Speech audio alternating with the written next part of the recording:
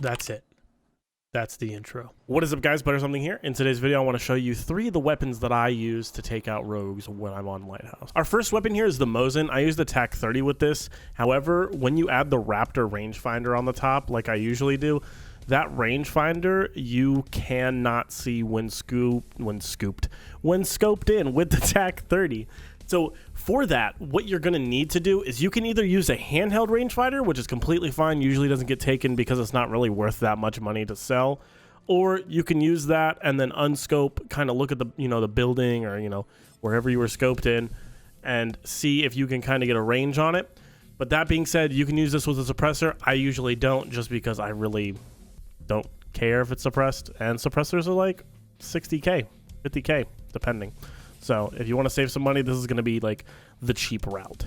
For our second weapon here, it's the M1A. I put a suppressor on it, the Gemtech 1. All you need is the threaded mount, as well as the one direct thread mount.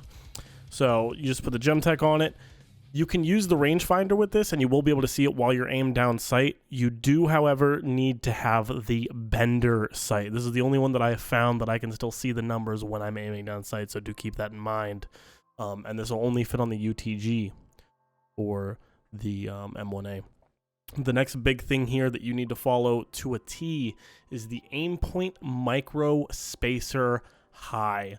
This is required because if you do not use this for your canted sight with this sight, you will not be able to see the red dot, or I guess see past the red dot.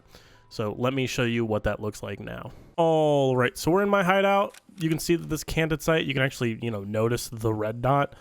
If you did not have this raised with that attachment, what would happen is this right here, hard to see, but like right around here would actually block the red dot. And you can see, still accurate. It's not like it's, makes it inaccurate or anything like that.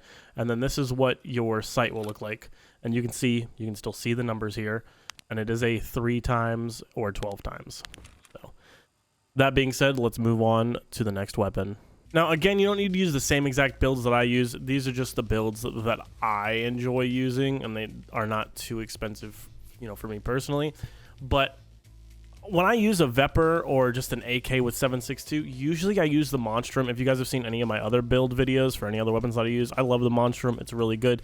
I'll use this as a, even close range sight, even though I think it's a 2.5, 3.5 times. But it's really good. I use the shift on this with a PBS 1 to suppress it, and I use the Zenit B10M handguard to be able to put that shift forward grip on there. But that being said, that's the end of the video. I do want to thank you guys for watching. If you use any of these, oh, I did forget to mention, if you don't want to use the Monstrum, I use the 1.6 Valde, and I enjoy that. And I put the canted sight as well for that. And again, we use the aim point. Always put that standoff just because it makes it easier, and then just put that T1. That's just what I like to use. But that being said, that's the end of the video. I do want to thank you guys for watching. Please like, share, subscribe, and I'll see you in the next video.